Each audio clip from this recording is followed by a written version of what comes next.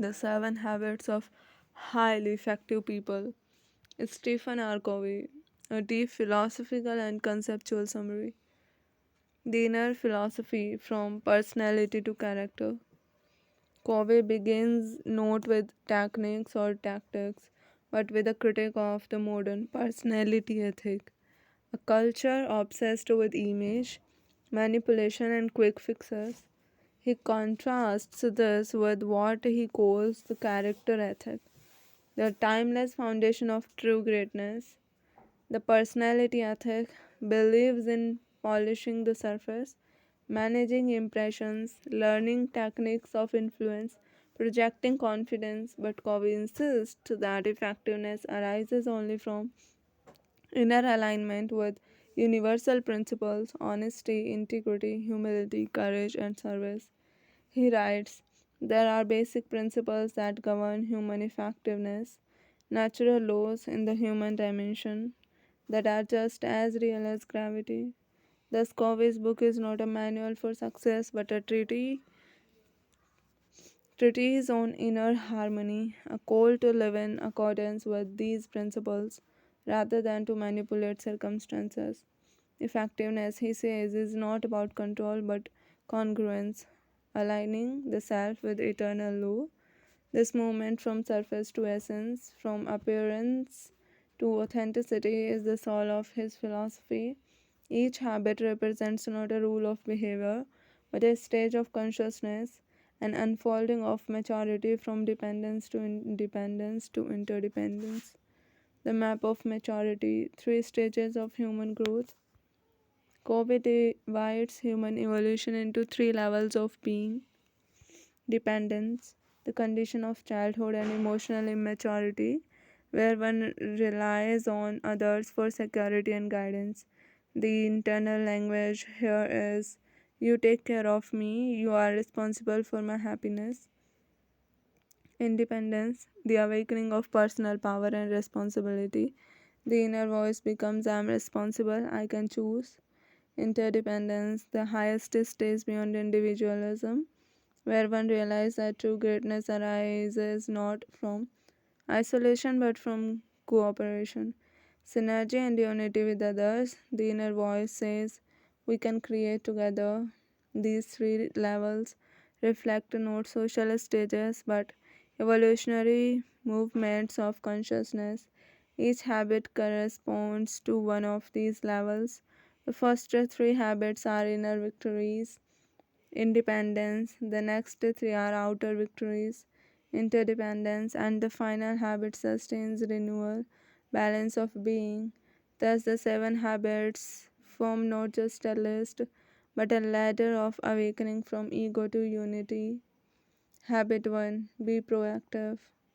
The awakening of freedom. The first habit, be proactive, is not about activity but consciousness.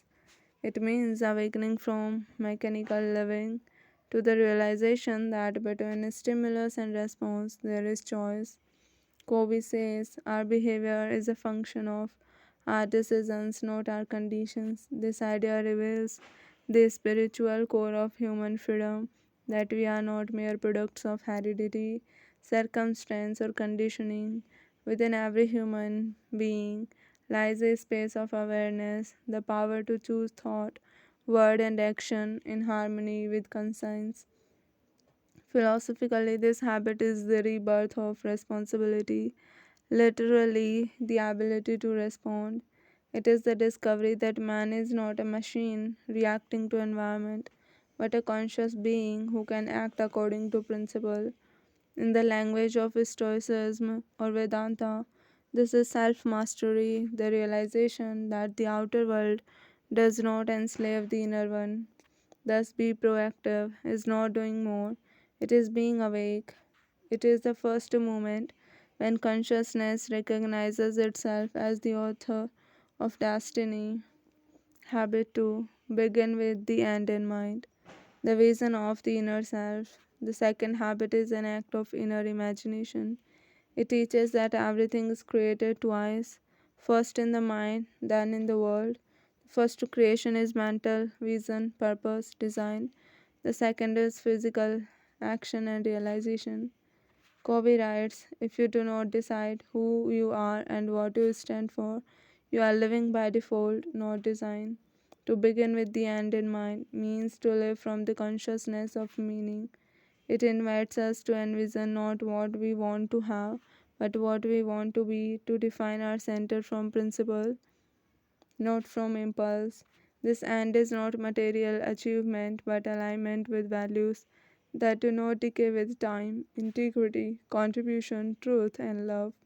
It is a call to transcend superficial ambition and to live by inner purpose, like a compass pointing north. Covey's second habit is thus metaphysical. It teaches that human beings must design their lives as artists design works of beauty, consciously from essence outward. When vision arises from the soul, action becomes sacred, life becomes a creative act. Habit 3. Put first things first. The discipline of the spirit.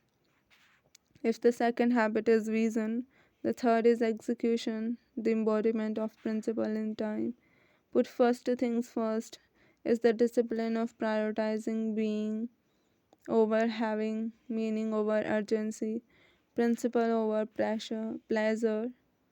Covey distinguishes between the urgent, noise, distraction, reaction, and the important truth, growth, love, effectiveness arises when we live guided by conscience, not compulsion.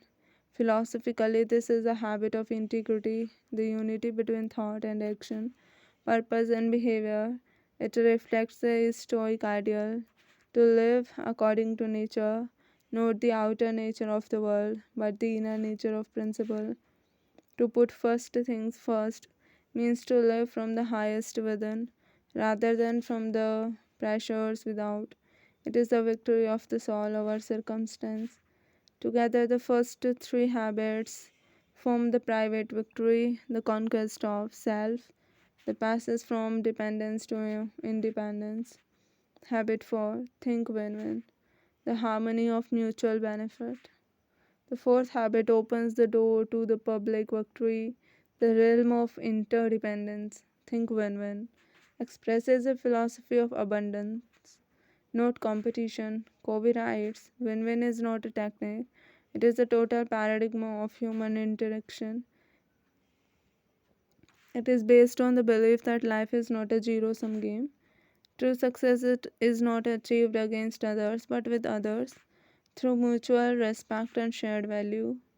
Philosophically, this habit expresses the unity of being, the understanding that the good of the whole includes the good of the individual. It echoes the ancient principle of dharma that harmony, not dominance, sustains creation. Win win consciousness arises when the ego dissolves and cooperation replaces conflict. It is not sentimentality but spiritual realism, recognizing that the universe itself is cooperative, a symphony, not a struggle. Thus, this habit moves the individual from isolation to participation in the divine network of life. Habit 5. Seek first to understand, then to be understood. The art of empathic listening.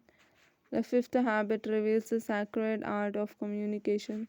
Covey explains that most people listen not to understand but to reply. True listening, however, requires emptying oneself, entering the consciousness of another without judgment. He writes, if I were to summarize the single most important principle in the field of interpersonal relations, it would be this: seek first to understand, then to be understood. This habit is more than communication, it is compassion in practice. It dissolves the barrier of separation between self and other, transforming dialogue into communication. Philosophically, this mirrors the mystical idea that to understand is to love.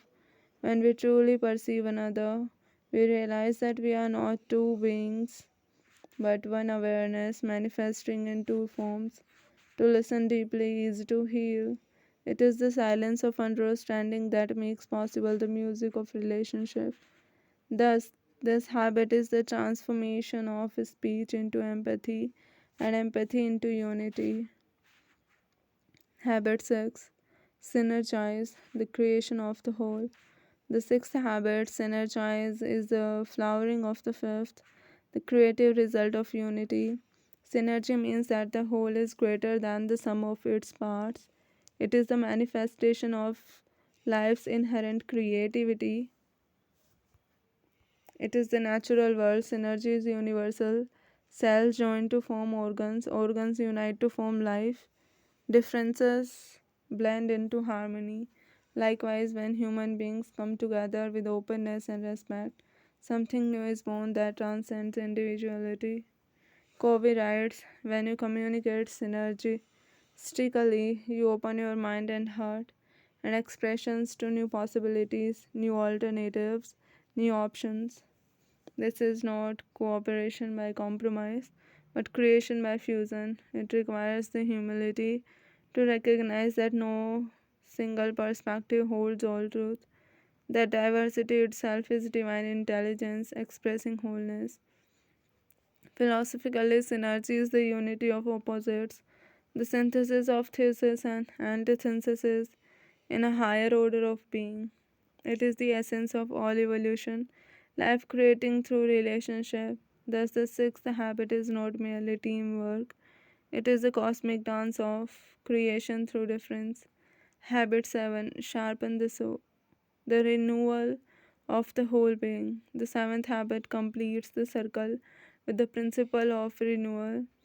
Sharpen the soul symbolizes balance, the continuous renewal of body, mind, heart, and spirit. Covey describes this habit as a process by which we maintain harmony between action and rest, striving and reflection. Without renewal, even virtue becomes rigidity. Without stillness, effort becomes exhaustion. Philosophically, this is the law of rhythm, the eternal cycle of activity and repose that governs all life. It reflects the wisdom of nature, day and night, inhalation and exhalation, life and death, all movements of one breath. To sharpen the soul is to honor the sacredness of being, to withdraw into silence so that action may once again emerge from depth. In this habit, the circle of growth completes itself, returning from doing to being, from outer to inner, from time to eternity. Final reflection, the circle of principle. Covey concludes that principles are eternal realities, not inventions of human mind. They exist whether we acknowledge them or not, and harmony with them brings peace. To live in alignment with principle is to live in truth, and truth, he insists, is not relative. In this vision, the seven habits become a map of moral and spiritual law. They reveal that effectiveness is not efficiency but right relationship between self and conscience, self and others, self and the universe. The effective person is not the one who achieves most, but the one who embodies unity, who acts from awareness rather than reaction, who lives from the inside out.